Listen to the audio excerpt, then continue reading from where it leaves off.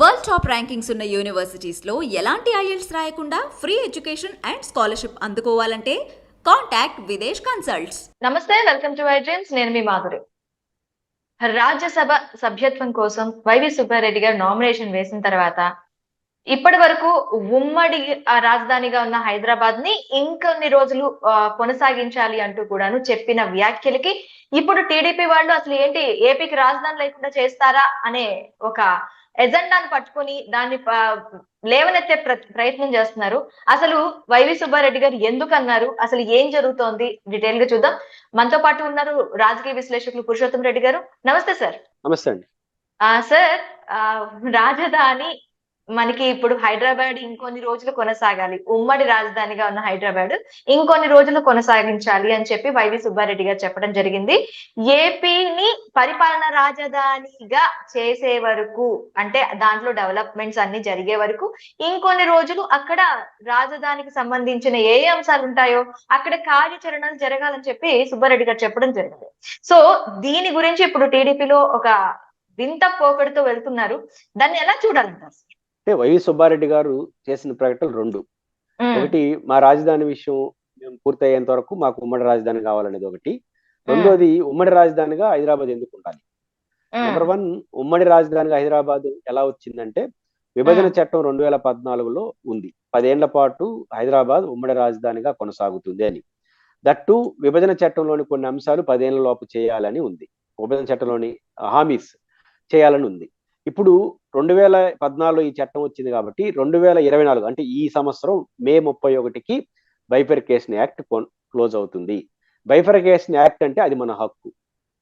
హైదరాబాద్ ఉమ్మడి రాజధాని కూడా మన హక్కే. కాబట్టి ఈ హక్కుతో కూడుకున్నటువంటి చట్టం రద్దు అవుతుంది. ఇప్పుడు హక్కుతో ఉన్నప్పుడు మా మా మా ఇప్పుడు నరేంద్ర మోడీ గారిని ఏమని ప్రశ్నిస్తాం? విభజన చట్టంలో రైల్వే జోన్ ఉంది, ఇస్తారా ఇవ్వరా?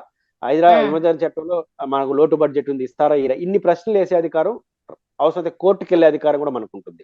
విభజన చట్టం రద్దు అయిపోతే పరిస్థితి ఏంటి? లేదు. కాబట్టి విభజన చట్టం అనేది కొన్ని అంశాలు ఇంకా పరిష్కారం కాలేదు. రైల్వే జోన్ ఇంకా పరిష్కారం కాలేదు, రాయలసీమ ఉత్తరాంధ్ర ప్యాకేజీలు పరిష్కారం కాలేదు, కోస్టల్ క్యారిడార్ పరిష్కారం కాలేదు, రాజధానితో ముడిపడి ఉన్నటువంటి కార్యాలయాలకు కేంద్రం నిధులు ఇవ్వాలనే దానికి ఇంకా పూర్తి కాలేదు. కాబట్టి విభజన చట్టంలో ఉన్నటువంటి చాలా అంశాలు ఇంకా పెండింగ్ ఉన్నప్పుడు హక్కుతో కూడుకున్న ఆ చట్టం కొనసాగాలనా వద్దా అని ప్రశ్నించినప్పుడు ఆ చట్టం ఎన్ని రోజులు కొనసాగాలంటే ఆ చట్టాన్ని అమలు చేయాల్సింది ఎవరు? కేంద్ర ప్రభుత్వం. బాకీ ఒక రకంగా ఆంధ్రప్రదేశ్ ప్రజలకు ఏదైతే చట్టపరమైన హామీ ఇచ్చారో ఆ చట్టపరమైన హామీ నెరవేర్చేంత వరకు బైఫర్కేషన్ యాక్ట్ కొనసాగాల్సిందే. ఎన్ని రోజులు కొనసాగిస్తారు అది కేంద్రం నిర్ణయించుకోవాలి. మీరు 2 రోజులు అమలు చేస్తే 2 రోజులు. ఇది ఫస్ట్ పాయింట్. విభజన చట్టంలో భాగంగానే ఇంకోటి ఏముందంటే Hyderabad common capital. Hyderabad common capital 2 కారణాలు. ఒకటి, మనకు ఇక్కడ రాజధాని లేదు కాబట్టి ఆ రోజుల్లో మనం పరిపాలించుకోవడానికి ఎసులుబాటుగా ఆ రాజధానిని హైదరాబాద్ నుంచి మనకి ఎసులుబాటు ఉంది. దాంతో పాటు అక్కడ సెక్షన్ 8 కూడా ఉంది.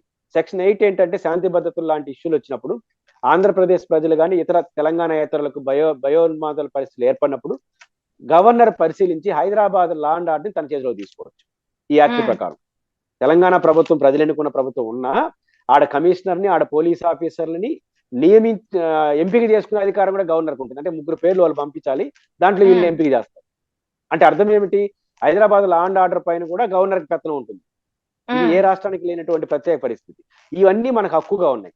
హైదరాబాద్ లో ఇంకా కొంతకాలం ఎందుకు కొనసాగాలి? ఇంకోటి అనొచ్చు చాలా మంది, ఇప్పుడు తెలుగుదేశం పార్టీ వాళ్ళు కొంతమంది అంటే ఇంకా రాజధాని పెట్టరాని. హైదరాబాద్ లో రాజధానితో కూడుకున్న హక్కు ఉండడం వేరు, ఆడి నుంచి పరిపాలించడం వేరు. ఇప్పుడు సుబ్బారెడ్డి గారి కాన్సెప్ట్ ఏంటంటే అది పరిపాలించడం కోసం కాదు, ఆ హక్కు కొనసాగాలి. ఎందుకు కొనసాగాలి అంటే హైదరాబాద్ నుంచి ఉమ్మడి ఆస్తులుగా 100కు పైచిలుకు కార్యాలయాలు మనకున్నాయి. పరిష్కారం కావాలి, సెటిల్మెంట్ కాల వాళ్ళకి మనకు. ఇది పరిష్కారం కావాలంటే మనకు ఆ రైట్ ఉంటే తొందరగా పరిష్కారం ఉంది. రైట్ ఉంటేనే 10 ఏళ్ళైనా పరిష్కారం కాల. రైట్ కూడా లేకపోతే మన పరావాళ్ళు అయిపోతాం, అతిథులు అయిపోతాం. అతిథులు ఊడింటాడు, హక్కుదారుడు ఉంటేనే ఇన్ని కష్టంగా ఉన్న రోజుల్లో అతిథులు ఊరింటాడు. మీరు లేటెస్ట్ గా 6,000 కోట్లు విద్యుత్ బకాయిలు ఇమ్మని కేంద్ర ప్రభుత్వం రాష్ట్రాన్ని ఆదేశించింది. 10 ఏళ్ల తర్వాత చర్చలు జరిగి 10 ఏళ్ల తర్వాత ఆదేశిస్తే ఏం చేసింది తెలంగాణ ప్రభుత్వం? కోర్టులో వెళ్ళి స్టే తెచ్చుకుంది. ఇప్పుడు ఆంధ్రప్రదేశ్ ప్రభుత్వం మళ్ళీ సుప్రీంకోర్టులో స్పెషల్ లీవ్ పిటిషన్ వేసింది. ఈ నెలలో వాయిదా వస్తుంది. అంటే కేంద్ర ప్రభుత్వం ఆదేశించిన 6,500 కోట్లు 10 ఏళ్ళైనా ఇలేదంటే బకాయిలు, విద్యుత్ బకాయిలు. మిగతా సమస్యల పరిస్థితి ఏంది? తెలుగు అకాడమీ ఉంది. తెలుగు అకాడమీలో ఉమ్మడి ఆస్తి, దాని నుంచి 120 కోట్ల రూపాయలు రప్పించుకోవడం కోసం జగన్మోహన్ రెడ్డి గారు సుప్రీంకోర్టు వరకు వెళ్ళొచ్చు, దానికోసం 20-30 కోట్లు ఖర్చు పెట్టాల్సి వచ్చింది లాయర్లకి. అంటే తెలుగు అకాడమీలో మనకు రావాల్సిన న్యాయమైన వాటాన్ని రప్పించుకోవడం కోసం సుప్రీంకోర్టు వరకు వెళ్ళాల్సి వచ్చింది. అంటే పాయింట్ ఏంది, మనకు 2 సమస్యలు తెలుగు అకాడమీ పరిష్కారం అయింది, అదేవిధంగా ఈ విద్యుత్ బకాయిలు ఇంకా పరిష్కారం కాల, ఇంకా 100కు పైగా అజెండాలు ఉన్నాయి, సబ్జెక్టులు ఉన్నాయి, అవి ఎప్పుడు పరిష్కారం కావాలి? కాబట్టి మనకు ఆడ ఉమ్మడి ఆస్తితో కూడుకున్నటువంటి రైట్ మనకు ఉన్నప్పుడు పేచీ వస్తే మేము రేటు కూర్చుంటామని చెప్తాం, ఒక రైట్ ఉంటుంది మనకు. కాబట్టి ఉమ్మడి ఆస్తుల సమస్య పరిష్కారం అయ్యేంత వరకు హైదరాబాద్ లో ఉమ్మడి హక్కును కోల్పోకూడదు. ఒకవేళ తెలంగాణ వాదులకి ఇంకా ఎంతకాలం 10 ఏళ్ళు అయింది కదా, 10 ఏళ్ళు ఉన్నారు కదా, ఇంక పోవచ్చు కదా మా రాష్ట్రంతో మీకేం పంచాయతీ అని తెలంగాణ బిడ్డలు ఎవరన్నా ఉంటే వాళ్ళు రేవంత్ రెడ్డిని అడగాలి, అయ్యా బాబు వాళ్ళు ఎందుకున్నారు ఇక్కడ, వాళ్ళ బాకీలు ఇంకా ఇక్కడ ఉన్నాం, ఇంకా ఇక్కడ సబ్జెక్ట్ ఉంది, తొందరగా పనిచేసి వాళ్ళు పంపించేయండి, ఎందుకు మనకు పంచాయతీ అని చెప్పి వాళ్ళు ఒత్తిడి తేవాలి. తెలంగాణ ప్రజలు ఏపీ సుబ్బారెడ్డి గారిని విమర్శించే లాభం లేదు, మీ ప్రభుత్వానికి ఒత్తిడి తేండి, వాళ్ళ బాకీలు వాళ్ళకి రావాల్సిన ఏదో మంచో చెడ్డ తొందరగా తీసేయండి వాళ్ళు ఉంటారు. ఇప్పుడు మనం ఇద్దరం ఒక ఇంట్లో ఉంటే మీరు పరిష్కరించకపోతే నేను కూడా ఇంట్లో ఉంటా, అంటే నా ఇంట్లో నా వాటా ఇచ్చేస్తే పోతాను, మీకు అంతగా పంపించాలనుకుంటే మనం తొందరగా నా సెటిల్ చేయండి అంటాను. కానీ ఇప్పుడు మనకు ఆంధ్రప్రదేశ్ హక్కు వద్దు అనుకుంటున్నారంటే తెలంగాణ వాళ్ళు, ఎస్ మా వాటా ఏదో దాన్ని తొందరగా తేల్చేసేయండి. కాబట్టి ఈ ఒత్తిడి మానసికంగా వాళ్ళకి రావాలి అంటే ఖచ్చితంగా హైదరాబాద్ ఉమ్మడి రాజధాని హక్కు రేపు తెల్లతో ఆడ పరిపాలించరు.